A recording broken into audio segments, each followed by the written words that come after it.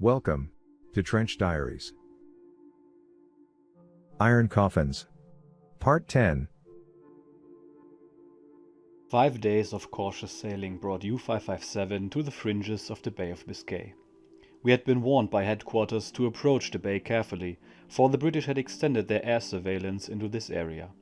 But here and elsewhere, as we learned with great satisfaction from the intercepted reports of other U-boats, the Royal Navy was faring poorly.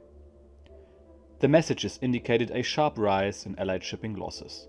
One U-boat, leaving the Bay of Biscay on patrol, reported, "Passed 8th longitude west, sunk 1 destroyer."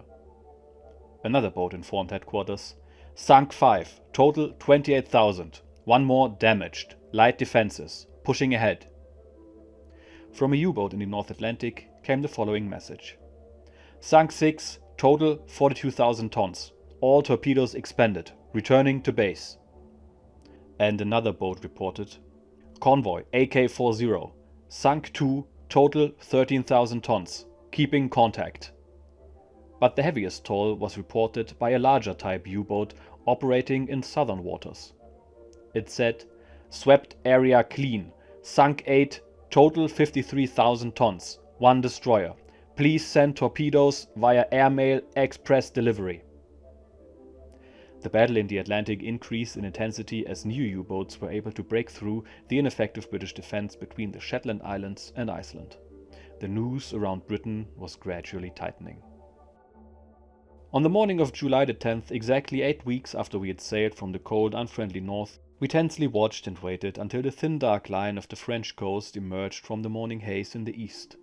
France presented herself in the most beautiful way. Ever higher the land rose out of the ocean, and soon we could recognize the green stripes of vegetation. Gradually, white houses with red, grey and blue roofs came into focus. We looked forward eagerly to sampling the wonders of this exotic foreign world. At 1300 we were met by a minesweeper sent to a pre-designated point to guide us through the mine-infested waters of Lorient. Some of our seamen prepared a white pennant and hoisted it on a line fastened to the protruding periscope head. The flag represented the sunken ship, totaling 8,000 tons.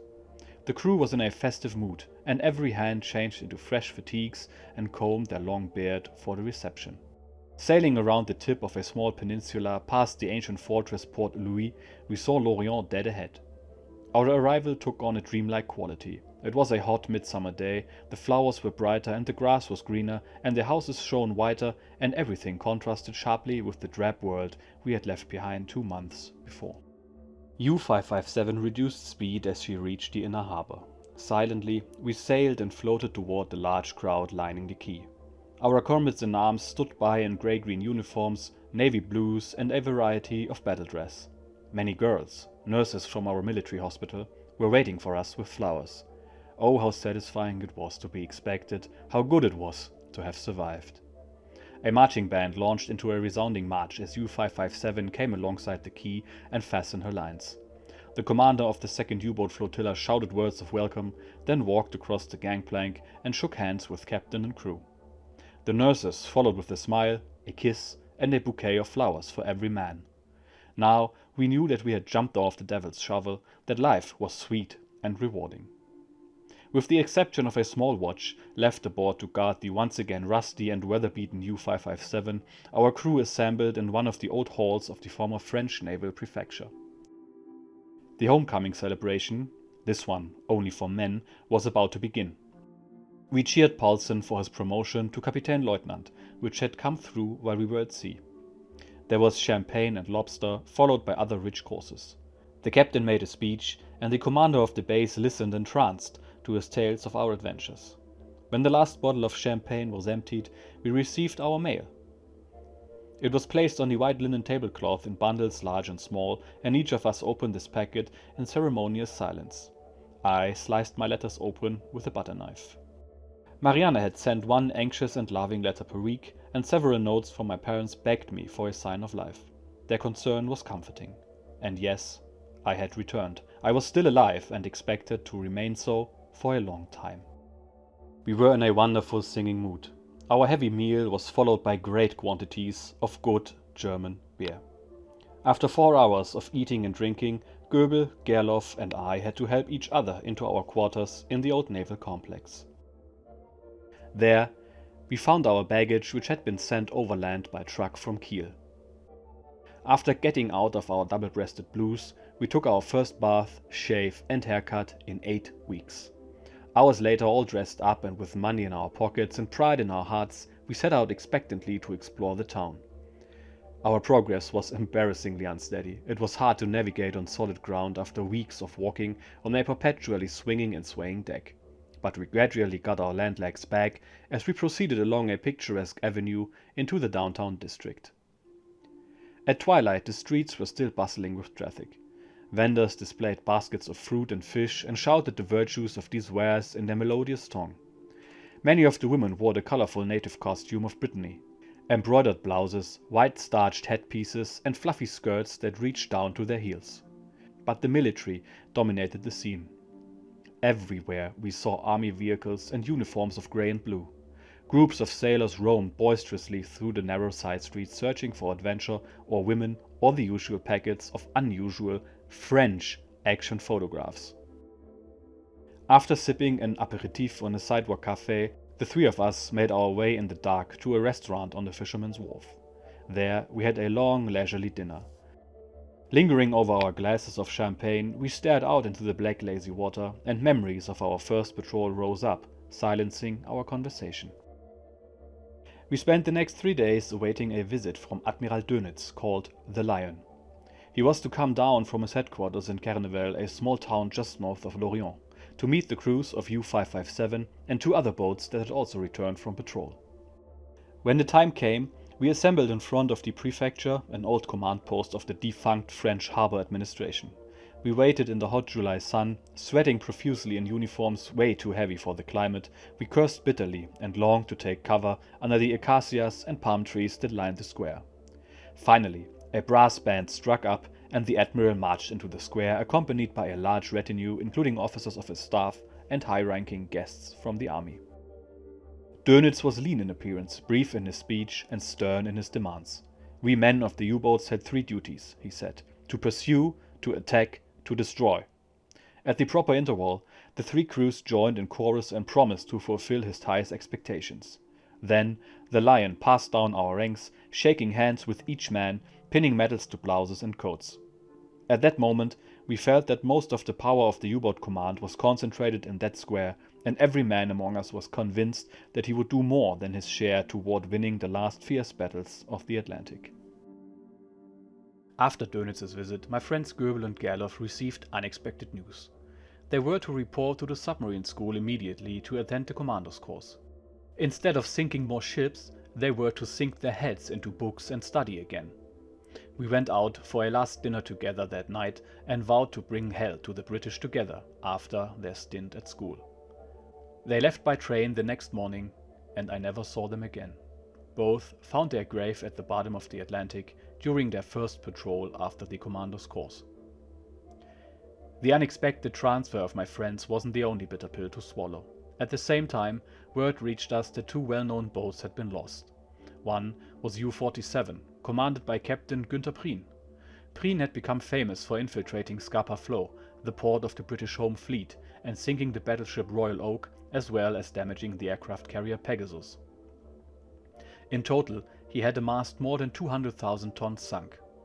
He was sent to the bottom by British destroyers while going after a convoy. The second lost boat was U-556, commanded by Karl Wohlfahrt, which was our sister boat. Wohlfahrt had more than 100,000 tons to his name when he too was lost while going after shipping. I knew that these men could never be replaced. The day after Dönitz's visit, U-557 was moved from her exposed pier to a dry dock sheltered in a new concrete pan that looked like a great cathedral. With the boat provided for, the crew was divided into 3 groups to be sent alternately to the seaside resort of Karnak for a week at a time. Gerloff and Göbel, benefiting from their position in the alphabet, left port in the first group. Before my turn came, I had to struggle through huge piles of paperwork and assume responsibilities that my superiors ignored. I typed the final version of the captain's logbook and the chief's reports, wrote a full accounting of the disposition of each torpedo, and made detailed diagrams of U-557's entire route and each of the attack patterns Paulsen had used. To escape the harassment of Kern, Seibold and Feder, I also volunteered to type out the papers for their protracted leave to Paris. But if the days were long, so were the nights. Our crewmen had inherited the local établissements. They enjoyed the girls who had served many a sailor before them, including comrades who now lay on the ocean floor. But those of us with a taste for gastronomy, there were several good restaurants offering exotic dinners and long wine lists. Even meals of only average quality were an inspiring experience for men who had survived for weeks on moldy bread and dissolving food. And it was a pleasure simply to walk alone on the streets of Lorient and look into the shop windows. In this region left untouched by the war, merchandise was unusually plentiful and of fine quality. But the war was always with us. Our armed forces communiques, broadcast regularly over German radio stations, kept us in a state of excitement over the dramatic progress of our troops on the Eastern Front. German forces had already dealt the Red Army appalling defeats and had taken close to 2 million Russian prisoners. Our soldiers were on the attack near Leningrad. They had seized Riga on June 29th and Minsk a day later. The Eastern Campaign promised to repeat, on a far grander scale, our sweep through much of the Balkans during the previous spring. Special bulletins informed us of U-boat triumphs. In the month of July, more than 300,000 tons of Allied shipping had been sunk in the Atlantic, topping considerably the toll for June. Repeated successes were reported by U-boats operating against British convoys around Gibraltar and in the Mediterranean. These boats also guarded our supply routes to North Africa, where Rommel's Afrika Korps had launched a startling counter-offensive against elite British armoured divisions. Life, like the war news, ran at full tide for me at Karnak. I lounged at the shore in the torrid sun, swam with 10 French girls and consorted with one or another of them long into the night. After a few days of this summer idyll, I returned to Lorient with my group, and we were greeted with an order to assemble at once in full battle dress in the courtyard of the prefecture. It was the first time in 20 days that the whole ship's company was together again, and Kern took the opportunity to advise us that the good life had come to an end. He told us that U-557 had been transferred to the quay for fitting out, and that in the next several days we would work like slaves to load her with torpedoes, ammunition, fuel and foodstuffs. Our labors proved to be as heavy as Kern had promised, but the crew accepted them with a kind of satisfaction. For most of us, the glamour of life in port had already faded, and the desire for action at sea was mounting. When the work was done, our departure was scheduled for the following morning. Again, we went through the ritual of severing our connections with life.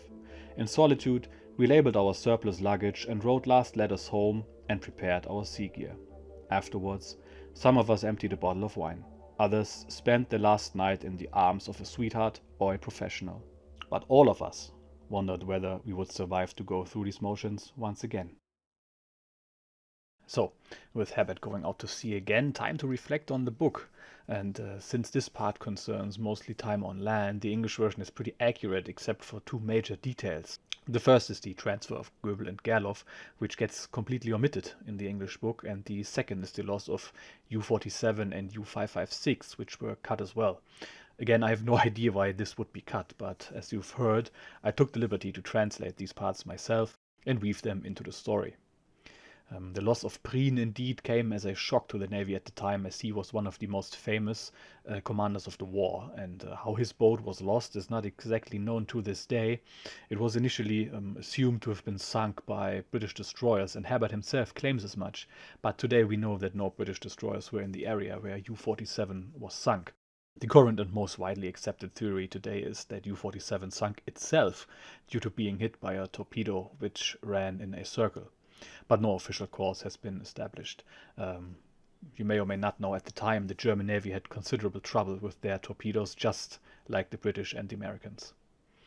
The fate of U-556 is known, however, as it was depth-charged for 7 hours southwest of Iceland on June 27, 1941. And after sustaining heavy damage and reaching a depth of more than 250 meters, or more than 800 feet, Wolfhard ordered an emergency blow and surfaced in the middle of 3 British corvettes, who immediately opened fire on his boat. 4 men died during the barrage while abandoning ship, and the chief engineer remained on board to engineer the scuttling. So all in there were 5 casualties. But there were 39 survivors, including the captain, all of which were taken prisoner and transferred to Canada. The story of U-556 is especially tragic because U-556 and the battleship Bismarck shared a special bond. And I quote Burkhard von Mülheim-Rechberg, who served on Bismarck and survived Bismarck's sinking, in the following.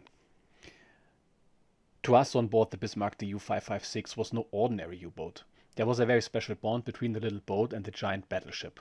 Both were built at Blom and Voss in the summer of 1940, and they were often neighbors in the ways. When U-556 was commissioned, the mighty bow of Bismarck towered over her.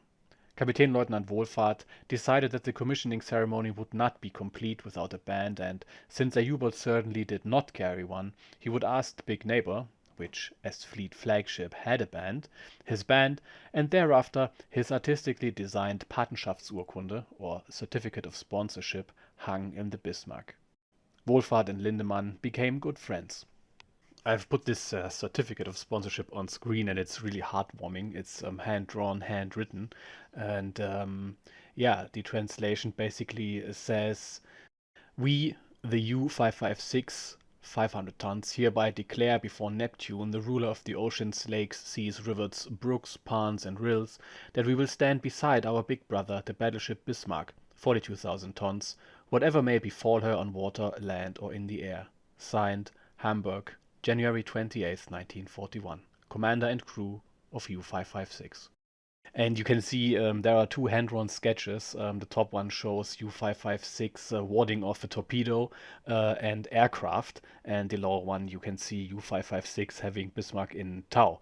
So yeah, pretty heartwarming and funny. But the tragic part is that when Bismarck was under attack by the British Navy, U-556 was actually in a position to intercept Prince of Wales and an aircraft carrier, but they were out of torpedoes, so there was absolutely nothing they could have done except watch. And like I said, Wohlfahrt and Lindemann were both good friends, and yeah, I think Wohlfahrt knew what was going to happen to Bismarck, and he was absolutely powerless to do anything about it.